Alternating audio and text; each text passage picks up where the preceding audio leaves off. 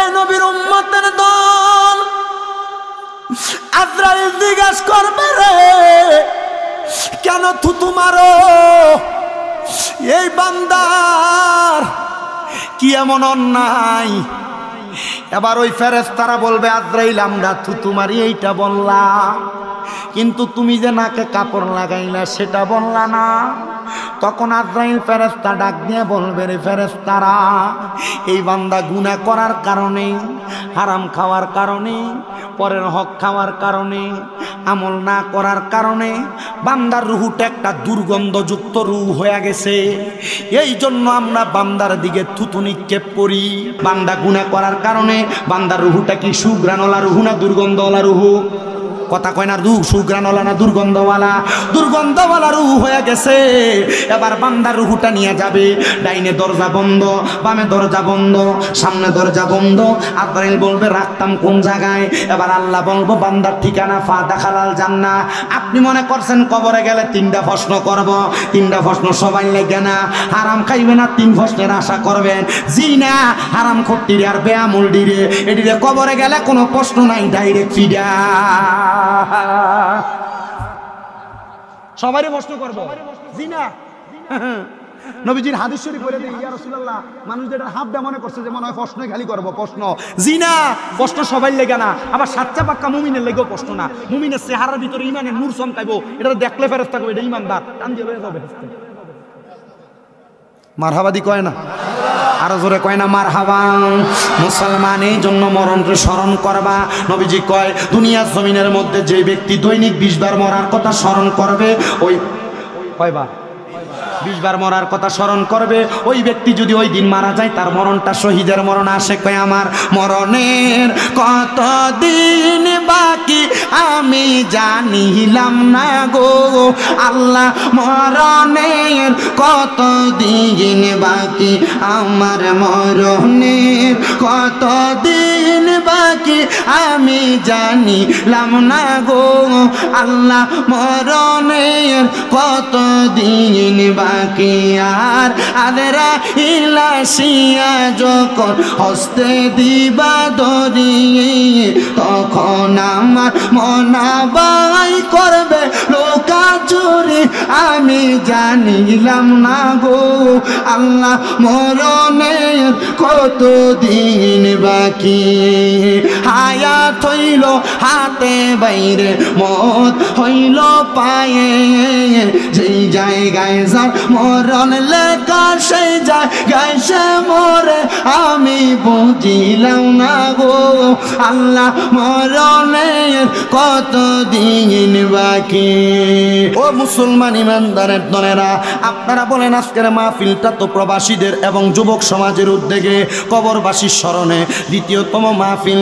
আপনারা বলেন যে কবরবাসীদের স্মরণ করে আজকে মাহফিল করলাম, আজ না হয় কাল আমরা ওই কবরের বাসিন্দা হওয়া লাগবে। এই কথাটা কি সত্য না মিথ্যা?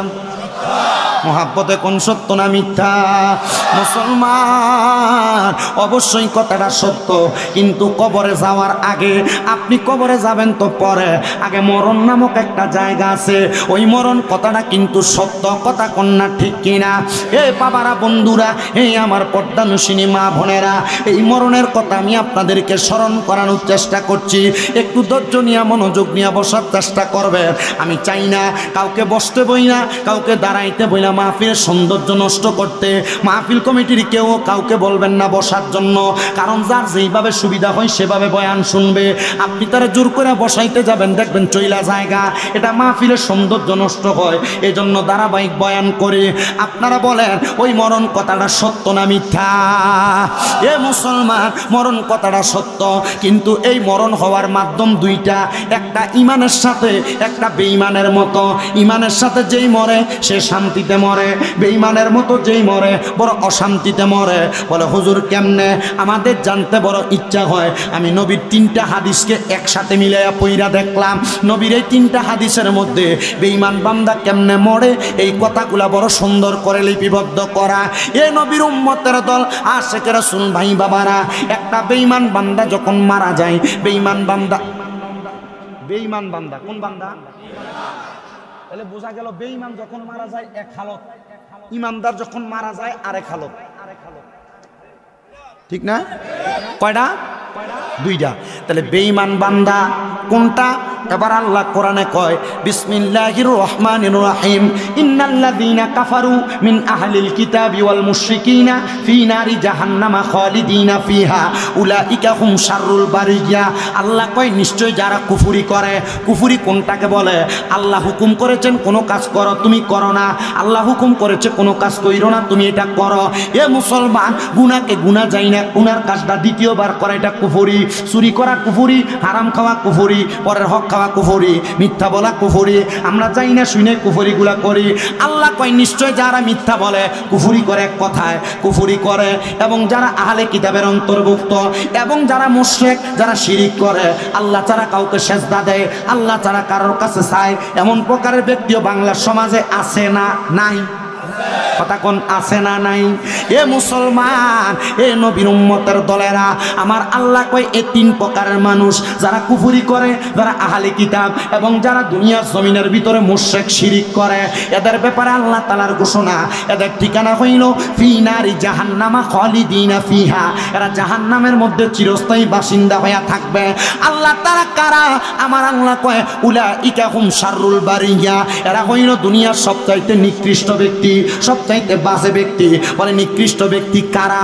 আমরা সমাজে দেখবেন মসজিদের নামাজও পড়ে, বাইর হয়ে এসে সুদের টাকা গনে, এমন মুসল্লিও সোনার বাংলাদেশে আছে না? না আছে? হ্যাঁ, আবার আমাদের সমাজের মানুষ এটিকে ধরে নিয়ে মসজিদের সভাপতি বানায়। আমাদের সমাজের মানুষের সুদখোর ঘুষ করে ধরে নিয়ে মসজিদের সেক্রেটারি বানায়। এলাকার সর্দারি আর মাতাব্বরির দায়িত্বে হারাম খট্টিরে নিয়ে দেয়। এ কথা কন্যা ঠিক কিনা? তিরমিজি শরীফ 2211 নম্বর পৃষ্ঠার 11 নম্বর হাদিস। আল্লাহ নবী কয় উম্মতের দল যখন দেখবা সমাজের মানুষ নিকৃষ্ট ব্যক্তিদেরকে নেতা বানায়, আল্লাহর কসম আমার নবী কয় তোমরা আযাব গজবের জন্য প্রস্তুত থাকো। নিকৃষ্ট লোকরা নেতা বানাইলে আল্লাহ তাআলা তোমাদেরকে আযাব গজব দিয়া ভরপুর করে দিব। এই যে করোনা ভাইরাস আইতাছে, এই করোনা ভাইরাস আল্লাহ দিছে না, আমরা হাতে কামাই করে আনছি।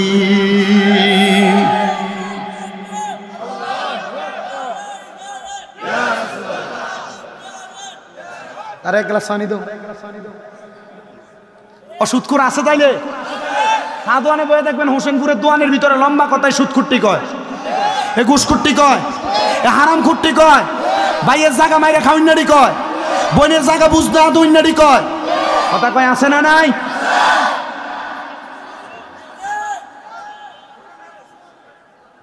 আপনারা কি কষ্ট হইতেছে? হুজুর এটা বেতালা, এ হুজুর আর আইসে না হোসেনপুর, বানসারামপুর আইসে, হোসেনপুর আইসে না। আপনারা একটু কষ্ট করে ওয়াজ শুনলেন। ওই গঙ্গানগরের হেসাইড বুড়বুড়ি এন দিয়ে কদ্দুর আইয়ে গেছিলাম, মোটামুটি আই। হ্যাঁ ওগলাকান্দি ও ওনার দাওয়াত দেয় না, একবার এক বছরে 3 বার দাওয়াত দিছিল, এবার দাওয়াত দেয় না। কে কি লেগে দেয় না, টিয়া বাইরে গেছে কে লেগে আর কি হইব? একখান দিয়ে না হইলে আরেকখান দিয়ে হিন্দি চলতেছে যে মোটামুটি। আল্লাহ হেদায়েত দান করতে আমিন ক। তাহলে বলেন হারামখোর আছে না নাই? সুদখোর আছে না নাই? ঘুষখোর আছে না নাই? শুধু নাই রে নাই, বাংলার সমাজে এখন আর বেডারা সুদ খায় না।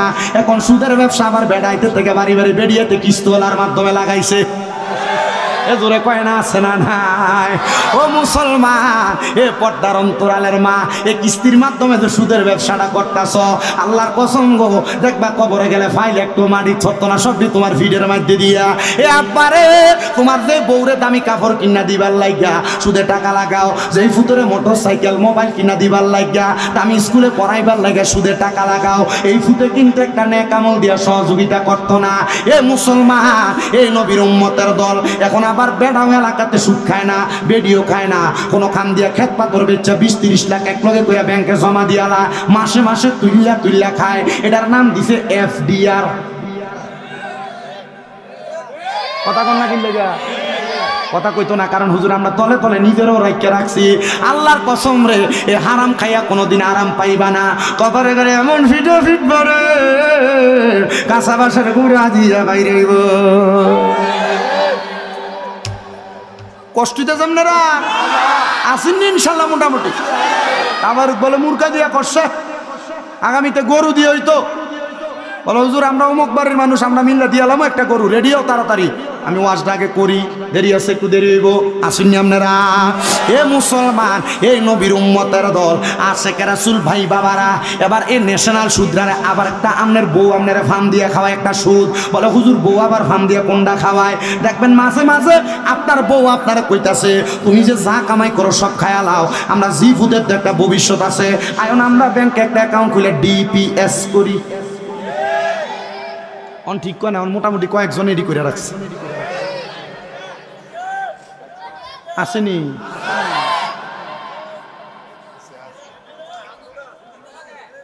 গীতা এটা বান লাগতেছে নি কথাটা? ওই আসেনিও কেডা কেডা থাউন্ডারির ফককে ওই আত তুলছে, বলে বিপক্ষে কেডা কেডা ডাক তুলছে।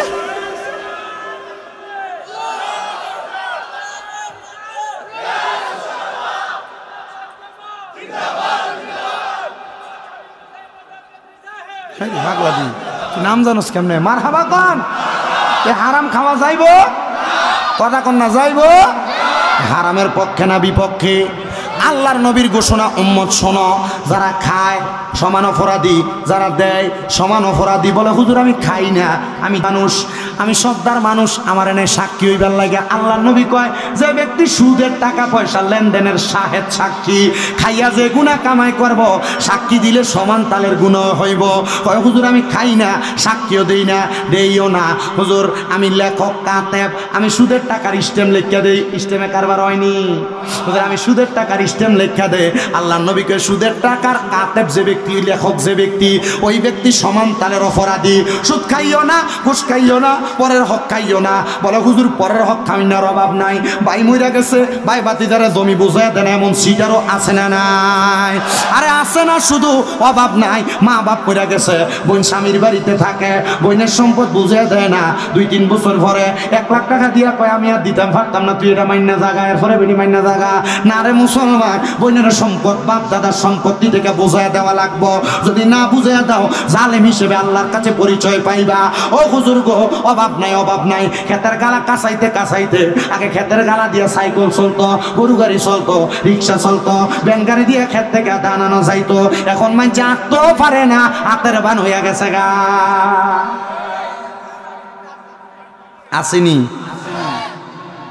এবার মিলাইতেছে কি কথা দিয়ে বাস্তব হইতাছে, ঠিক না? আছে না নাই? মুসলমান আছে। আল্লাহর নবী কয় দুনিয়ার জমিনে কোন মুসলমান যদি কোনো মুসলমানের মাত্র একটু জমিও নেয়, একটু জমিও নেয়, এই জমির 7 স্তবক তার গলার মধ্যে ঝুলিয়ে দেওয়া হবে, মাথা লাড়া দিয়ে উঠতে পারবে না হাসরের ময়দানে। আর অন্যান্য হাসরবাসীরা কই আল্লাহ এডি কাডা, কই এডি দুনিয়াতে মানুষের সম্পদ দখল করে খাইছে, মানুষের জমি দখল করে খাইছে। আরেক শ্রেণীর মানুষ আছে ব্যবসায়িক মালপত্রের দাম বাড়ায়, বলে হুজুর এটার দাম 1200, কিনা হইলো 800, 200 লাখ করলে চলে। এটা মাইদে কয় এই লয়টার দাম 1200, তুই নিজের মানুষ, কিনা দাম দিলে চলব। এ মিথ্যাবাদীদের ব্যাপারে আল্লাহ তাআলার বড় ঘোষণা।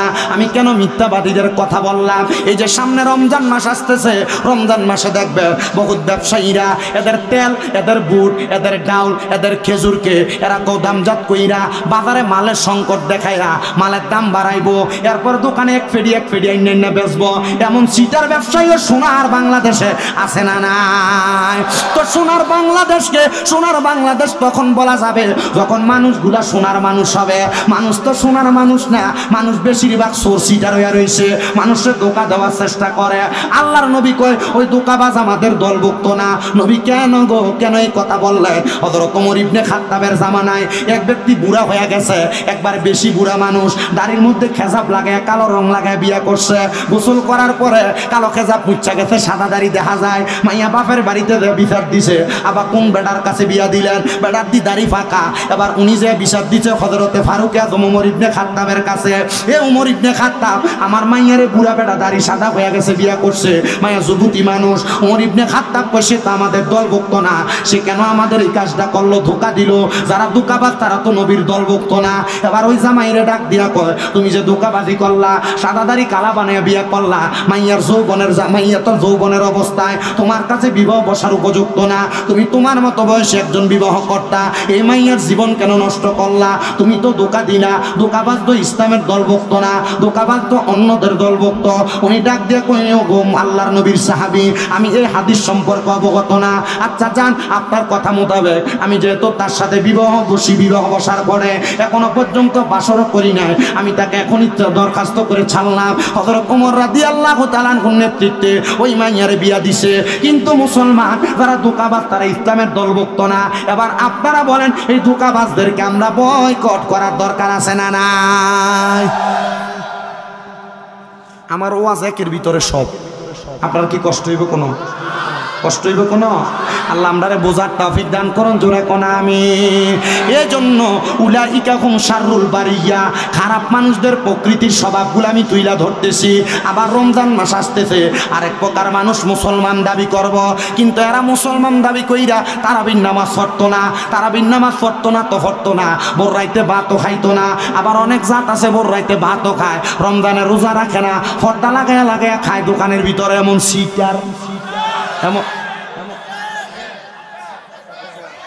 আছে আছে আছে, এমন সিটারও আছে যারা মুসলমান দাবি করে, রোজা রাখে না, কিন্তু ইফতার মাহফিল যদি হয় বিরিয়ানিটা খাইবার লাগিয়া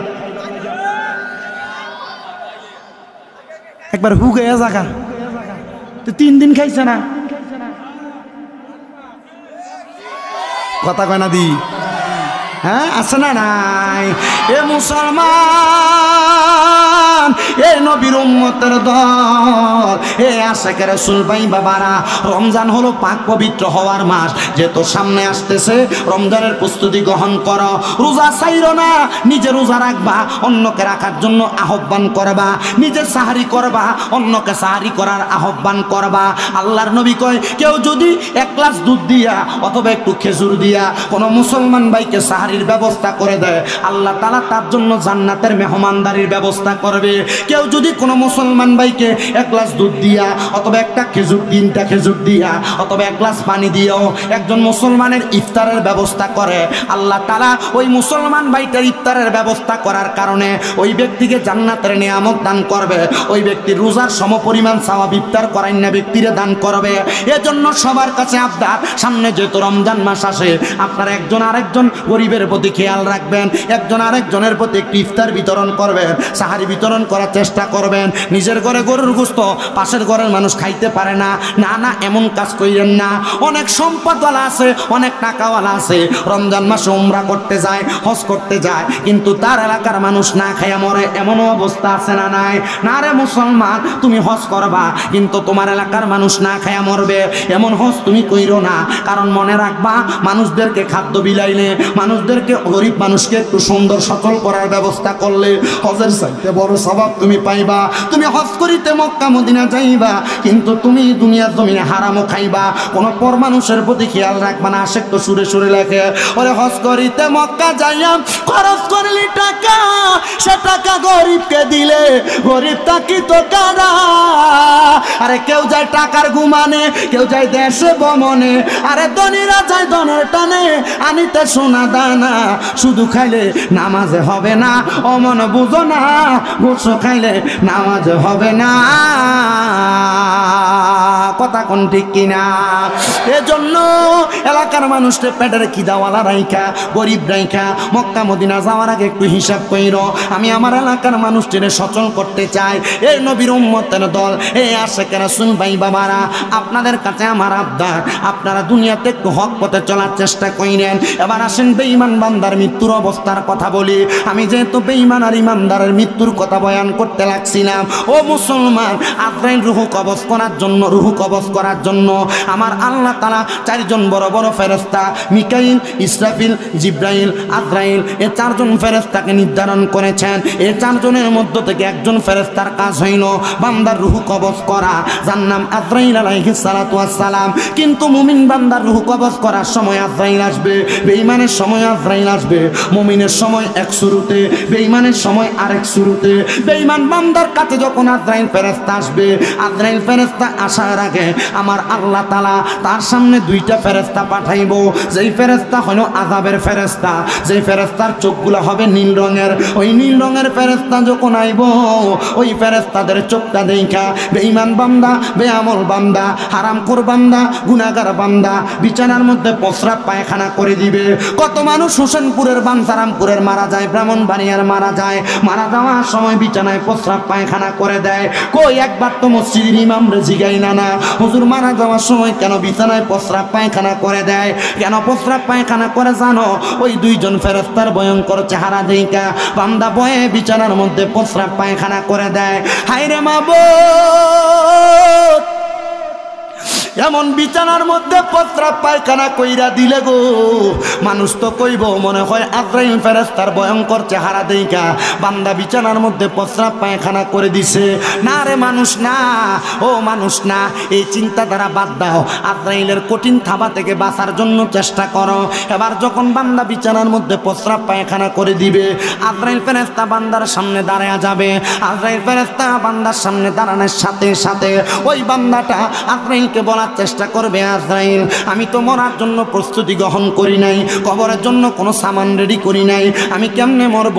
আজরাইল ওই সময় বান্দাটার দিকে যখন নজর দিয়া তাকাবে ওই বান্দাটা আজরাইলের ভয়ঙ্কর চেহারাটা দেখা ওই বান্দা কথা বলার চেষ্টা করবে।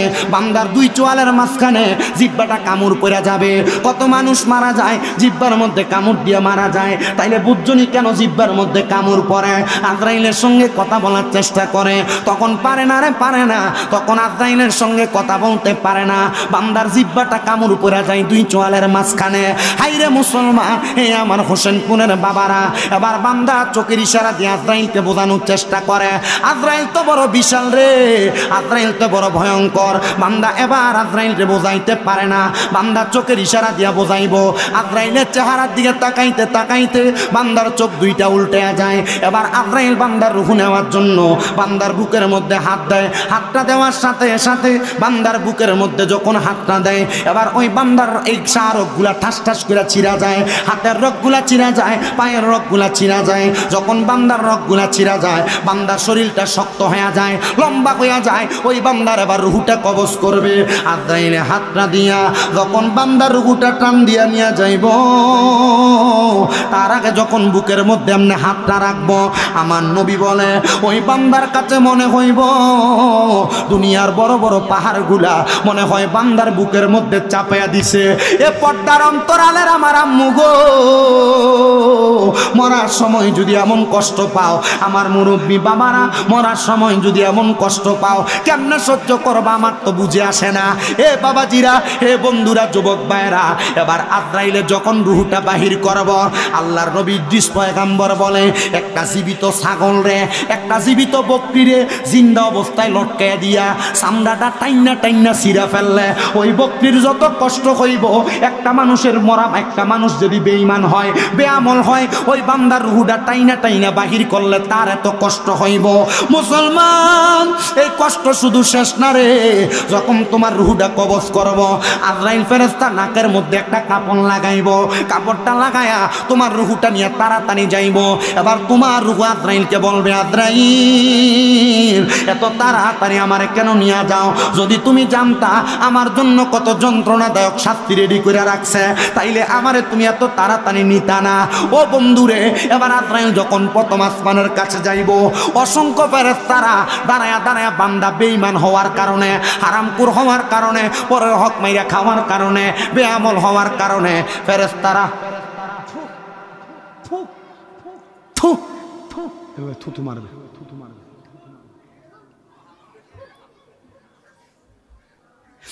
এই নবীর উম্মতের দল আজরাইল জিজ্ঞাসা করবে, রে কেন থুতু মারো? এই বান্দার কি এমন অন্যায়? এবার ওই ফেরেশতারা বলবে, আজরাইল আমরা থুতু মারি এইটা বললাম, কিন্তু তুমি যে নাকে কাপড় লাগাইলা সেটা বললা না।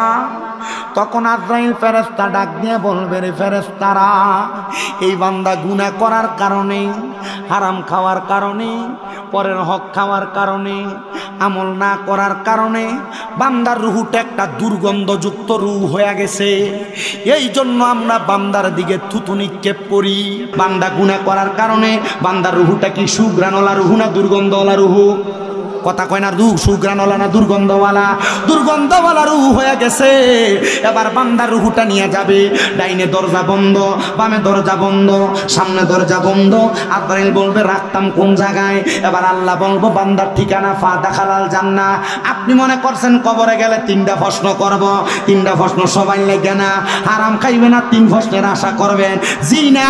হারাম খট্টিরে আর বেআমুল ডিরে এডিরে কবরে গেলে কোনো প্রশ্ন নাই, ডাইরেক্ট ফিডা। সবারই প্রশ্ন করব? জি না। নবীজির হাদিস শরীফ বলে দেই, ইয়া রাসূলুল্লাহ, মানুষ যেটা হাফ দা মনে করছে যে মনে হয় প্রশ্নই খালি করব, প্রশ্ন। জি না, প্রশ্ন সবাই লেগে না। আবার সাচ্চা পাক্কা মুমিনের লেগেও প্রশ্ন না। মুমিনের চেহারার ভিতরে ইমানের নূর চমকাইবো, এটা দেখলে ফেরেশতা কইবে এটা ইমানদার, টান দিয়ে লয়ে যাবে ফেরেশতা। মারহাবাদি কয় না? আরো জোরে কয় না মারহাবা? মুসলমান এই জন্য মরণকে স্মরণ করবা।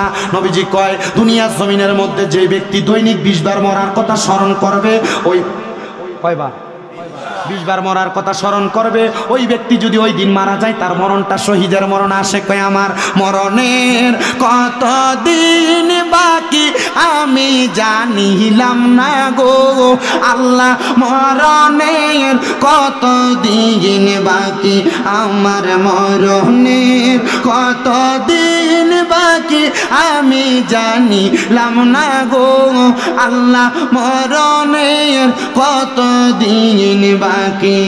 আর আদরা ইলাসিয়া যখন হস্তে দিবা ধরিয়ে, তখন আমার মনাবাই করবে লোকা চুরি আমি জানিলাম না গো আল্লাহ, মরণের কত দিন বাকি।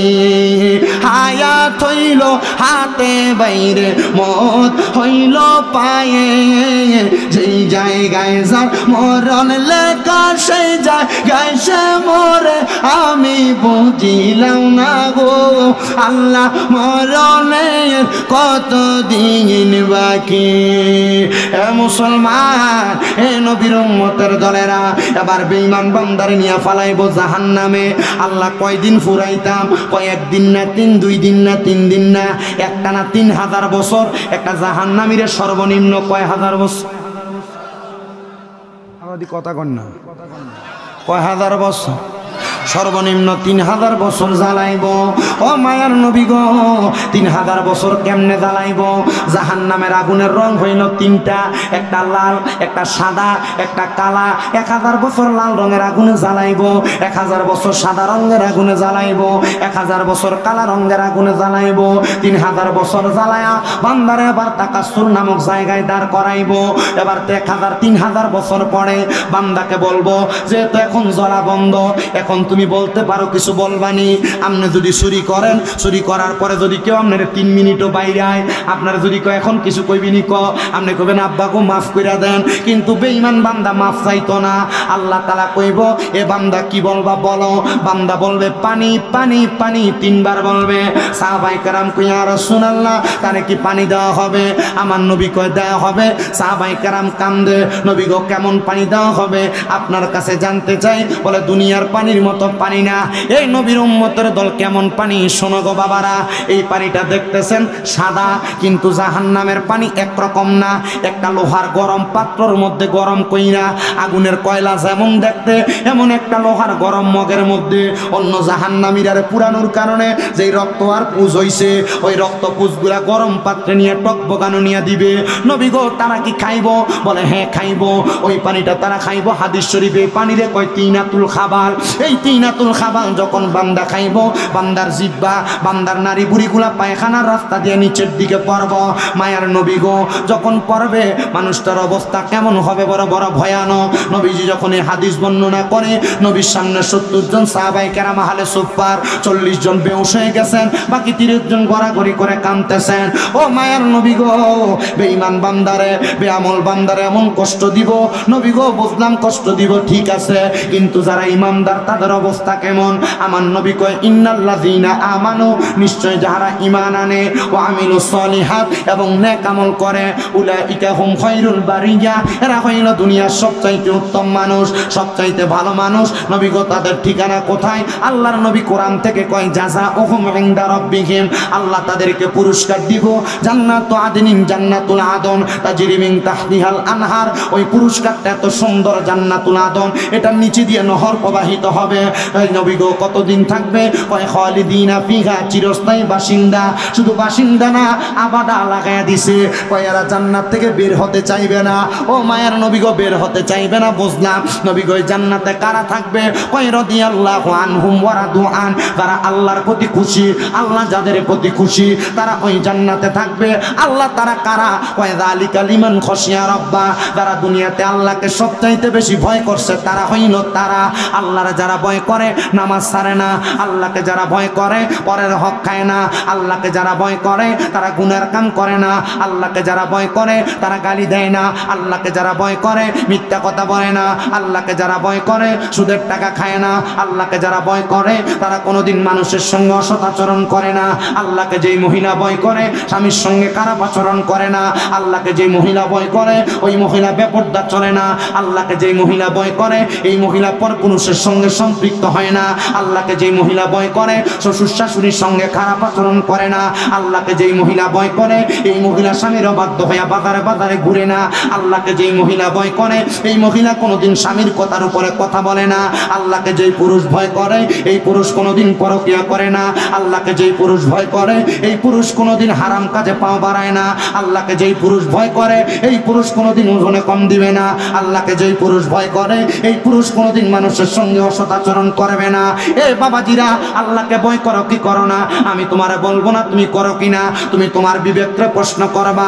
ডান হাতের তালুটা ডান গালের সাথে লাগায়া রাত্রবেলা চিন্তা করবা, আমি এই বাজে কর্ম করেছি, এটা করলে আল্লাহর ভয় হয় না, আমি এই খারাপ কাজ করেছি, এটার কারণে আল্লাহর ভয় হয় না। তুমি আল্লাহকে ভয় করো কিনা নিজের বিবেককে প্রশ্ন করে দেখো। তাইলে আল্লাহর নবী কয় ওই জান্নাতে তারা থাকবে তারা আল্লাহরে রাজি খুশি করতে পেরেছে। আল্লাহ যাদের প্রতি রাজি খুশি হয়েছে, মুসলমান আল্লাহকে রাজি খুশি কতটুকু করেছে আমি জানি না, তবে আল্লাহর নবী কয় আল্লাহরে রাজি খুশি করতে হইলে আমার হাদিসের দিকে তাকাও। আল্লাহর নবীর ঘোষণা, রেদার রব্বি ফি রিদাল ওয়ালিদাইন, আম্মা আব্বারে খুশি করলে আল্লাহ তাআলা খুশি হয়ে যায়। মুসলমান অনেক সন্তান আছে, আম্মা আব্বারে খুশি করবে দূরের কথা, বউ কথার কথাই কইছে তুমি তোমার মা বাপরে একাকিন লাগা খাওয়াও, তোমরা 2-3 ভাই তোমরা সবাই খাওয়াইতে পারো না, এই কথা শুই না মা বাপরে আলাদা করে দিছ। সকালে এক ঘরে খায়, দুপুরে এক ঘরে খায়, রাত্রে এক ঘরে খায়, এই সপ্তাহে ঘরে খায়, ওই সপ্তাহে ঘরে খায় না রে সন্তান না, এটা আল্লাহরে ভয় করে না, আল্লাহরে রাজি খুশি করে না।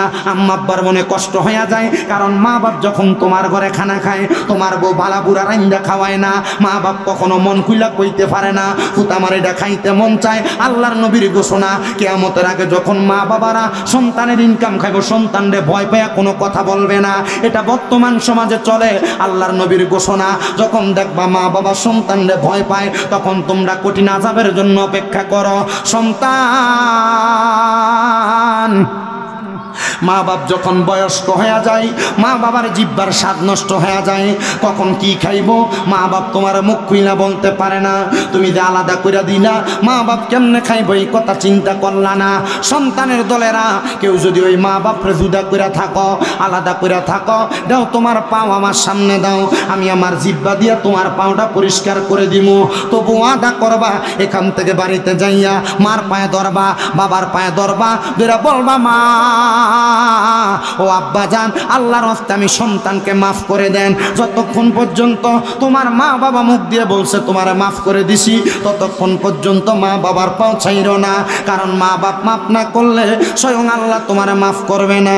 মা বাপ বেজার থাকলে আমার আল্লাহ তাআলা তোমার প্রতি বেজার থাকবে। নবীর ঘোষণা, সাকাতুর রব্বি ফি সাকাতিল ওয়ালিদাইন। আম্মা আব্বার অসন্তুষ্টিতে আমার আল্লাহ অসন্তুষ্টি হয়ে যায়। সন্তান রে মাপ চাইবা কিনা আমি জানি না। অনেকে চিন্তা করে, হুজুর আমি মাপ চাইব কেমনে আমার মা বাপের কাছে? হুজুর গো, আমি তো দুই ঈদে মা বাবার পাশে সালামি করি না। এ সন্তান, আমি তোমার কাছে আবদার করি, সালাম করো না, শরম লাগে? আম্মা আব্বার পায়ে ধরলে দাম কমে না, ইজ্জত কমে না, সম্মান কমে না। সন্তানের দল আবদার করব, আম্মা আব্বার পা ধরে মাপ চাইবা। যতক্ষণ পর্যন্ত মা বাপ মুখ দিয়া বলছে মাফ করছি, ততক্ষণ পর্যন্ত মা বাবার পা ছাড়বা না। কারণ কি জানো, মা বাবার মনে কষ্ট দিয়া আমি শামীম রাজানা পুরা ব্রাহ্মণবাড়িয়া পুরা বাংলাদেশের বড় আলেম দিয়া ওয়াজ করাইবা, এই ওয়াজ দিয়া কোনো লাভ হবে না, হেদায়েত হবে না।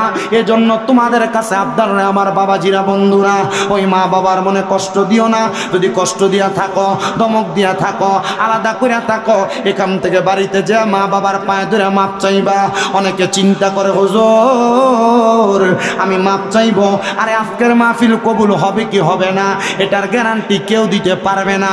তবে আমি একটা গ্যারান্টি দেওয়া যায়, আগামীকালকে যদি দেখো এলাকার কোনো দাড়ি পাকা মুরব্বী চা দোকানে বৈশা বলে, হ্যাঁ শামীম রাজার কথা শুই না আমার ফুতে বাড়িতে যাইয়া আমার পায়ে ধরে মাপ চাইছে, কিন্তু কোনোদিন আমার সন্তান আমার সাথে অন্যায় করে নাই।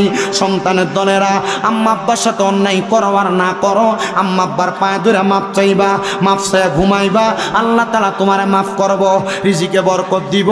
কিন্তু সন্তান কয়, হুজুর আমি মাপ চামো, আমার কাছে শরম লাগে, লজ্জা লাগে, আমার দিকে তাকাও, আমার বয়স বেশি না, আপনাদের দোয়ার বরকতে আমার কুমিল্লা 6টা মাদ্রাসা, আমার আম্মা আব্বার দোয়ার বরকতে, আমার ওলামায়ে কেরামের দোয়ার বরকতে, মই মুরব্বীদের দোয়ার বরকতে এ সন্তান মাদ্রাসায় যখন ক্লাস 6-7-এ পড়ি, ওয়াজে শুনছি আম্মা আব্বার পায়ে চুমা দিলে আল্লাহর জান্নাতে চৌখাটে চুমা দেওয়ার মর্যাদা পাওয়া যায়। আমি ওই দিনই বাড়িতে আইসা আমার মা বাপ ঘুমে আমি আমার আম্মা আব্বার পায়ে চুমা দিছি। এরপর থেকে আল্লাহ আমার সম্মান দিছে। সেপ্টেম্বর থেকে মাহফিল শুরু, রমজানের একদিন আগ পর্যন্ত মাহফিল চলবে, ঈদের পরে মাহফিল চলবে, রমজানেও কিছু দিন মাহফিল চলবে। আমি চিন্তা করি এই সম্মান আমারে আল্লাহ তাআলা এমনি দেয় নাই, একমাত্র আমার মা বাবার কদম ধরে মাপ চাওয়ার কারণে। আমি মাঝে মাঝে শুধু মাপ চাই না, আম্মা আব্বার পায়ের মধ্যে আমি সুমা দেই। হুজুর সুমা দেন কি লাগা? আল্লাহর নবী তো কয় সুমা দিলে জান্নাতের চৌকাঠে সুমার সওয়াব পামো। এ সন্তান কোনোদিন মা বাবার পায়ে চুমা দিছো কিনা আমি জানি না, আম্মা আব্বার পায়ে চুমা দিলে জান্নাতের চৌকাঠে চুমা দেওয়ার সওয়াব পাওয়া যায়, স্বাদ পাওয়া যায়। হাই রে, অনেকে চিন্তা করে, হুজুর যাদের বাড়িতে আব্বা আছে তারা বাড়িতে যাইয়া বাবার পায়ে ধরে মাপ চাইব, আমার তো আব্বা নাই, আমি কার পায়ে ধরে মাপ চাইব? এ সন্তান, ওই আব্বা বড় কষ্ট করে তোমার মানুষ করছে, আব্বা জুতা পায়ে দিত, পায়ের গোড়ালিটা জুতা ছিটতে রাস্তাতে লাগতো, নিজে এক জোড়া নতুন জুতা কিনতো না, তুমি সন্তানরে নতুন জুতা বাপে কিনা দিত। ঈদের দিনে পুরান জামা কাপড় পরতো, আব্বারে যদি বলতা আব্বা আপনি দি নতুন জামা কাপড় পরেন না, আব্বা কইতে এখন কি আর আমার ঈদের বয়স আসেনি, তুই ফুতে ফললে আমি বাপের পরা হইয়া যাই। সন্তান, এখন তোমার কাছে টাকার অভাব নাই, কিন্তু বাপটার বড় অভাব, বাপটা দি কবরে শুয়া রইছে। ভালোবাসি তোমায় বাবা, বুকটা যে যায় ছিঁড়ে, তোমার কথা হৃদয় মাঝে পড়ছে বারে বারে। বাবা গো, ও বাবা, বাবা গো, ও বাবা। সন্তান,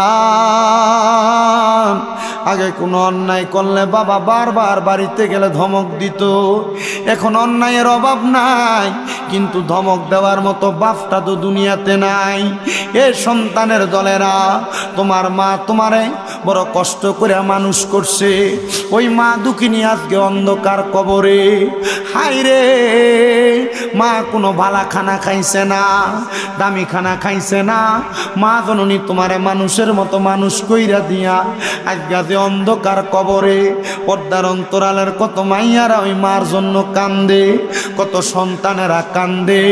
সন্তান ওই মা বুঝি অন্ধকার কবরে। তোমার আম্মা তোমারে বড় কষ্ট করে মানুষ করছে, কাপড় রাস্তার মধ্যে 10-20 টাকা বাইন্দা রাখতো, মা জননী খায় নাই, নিজে তোমারে বাইন্দা টাকা দিয়া দিছে। এই সন্তান ঘরে যদি মুরগি ডিমটা পারতো আগে তোমারে ফুতেরে খাওয়াইতো। সন্তান বুইলা গেছে ওই মায়ের কষ্টের কথা, আজকে ওই মা জননী অন্ধকার কবরে। হায় রে সন্তান, ওই মা যে কবরে, ওই মারে তো তুমি খাওয়াইতে পারো না। আর যাদের মা বাপ বেঁচে আছে ওই মা বাপরে খাওয়াও না। বাজানিও মদিনা জানিও মাকে, যদি গো তারা বেঁচে থাকে। নবী বলে আমি সেবি নাই, সেবিতে পারি নাই, সেবিও আমার উম্মত, সেবিও আমার উম্মত। বাবারও মুখেতে মায়েরও মুখেতে যে তুলে দেয় খানা, রাজি হয়ে যায় রাব্বানা, রাজি তাকে রাব্বানা। নবী বলে আমি করি নাই, করিতে পারি নাই, করিও আমার উম্মত, করিও আমার উম্মত, করিও আমার উম্মত। সন্তান ওই মা বাপরে একটা কেজি আঙ্গুর কিনা খাওয়াইতে পারো নাই, একটা কেজি আপেল কিনা খাওয়াইতে পারো নাই, দামি কোনো মাছ গোস্ত খাওয়াইতে পারো নাই। ওই মা বাপ কবরে শুয়া রইছে। সন্তান একবার চিন্তা করো, আম্মা আব্বা যদি বাইচা থাকতো, যদি তুমি মাসে 1000 টাকার ফল কিনা মা বাপরে খাওয়াইতা, 12 মাসে 12,000 টাকা মা বাবার জন্য লাগতো। সন্তানের দল চিন্তা করো, মা বাপ যদি বাইচা থাকতো, ওই মা বাপরে যদি তুমি দুনিয়ার জমিনের ভিতরে ভাত খাওয়াইতা, মাসে যদি 2000 টাকা খরচ হইতো, 12 মাসে 24,000 টাকা লাগতো। সন্তানের দল তোমার কাছে করজোরে আবদার করি, ওই মা কবরে ওই বাবা কবরে, মা বাপরে তো খাওয়াও না, আম্মা আব্বারে তো দেও না, কিন্তু তোমার মা বাবা তোমার লাখ লাখ টাকা সম্পদ দিয়া গেছে, বাড়ি দিয়া গেছে, তোমার মা ক্ষেত পাথরে জায়গা সম্পদ দিয়া গেছে। যেই বাড়িতে থাকো মা বাপ না দিয়া গেলে যদি ভাড়া থাকতা, 12 মাসে যদি প্রতি মাসে 5,000 করে ভাড়া দিতা, 12 মাসে 60,000 টাকা ভাড়া লাগতো। সন্তানের দল তোমার কাছে আবদার জানাই, ওই মা ওই বাবা তোমার লালন পালন করতে যাইয়া কত কষ্ট করছে, কত নামাজ ছাড়ছে। এখন মা কবরে কেমন আছে তুমি জানো না, বাবা কবরে কেমন আছে জানো না। সন্তান তোমার কাছে আমার আবদার, আম্মা আব্বারে যেন আল্লাহ তাআলা কবরে ভালো রাখে। একটু পরে মুনাজাত করে দিব, হুজুর মা বাপ থাকলে মা বাপরে খাওয়াইতাম, আজকে আমার মা নাই, খাওয়াইতে পারবো না।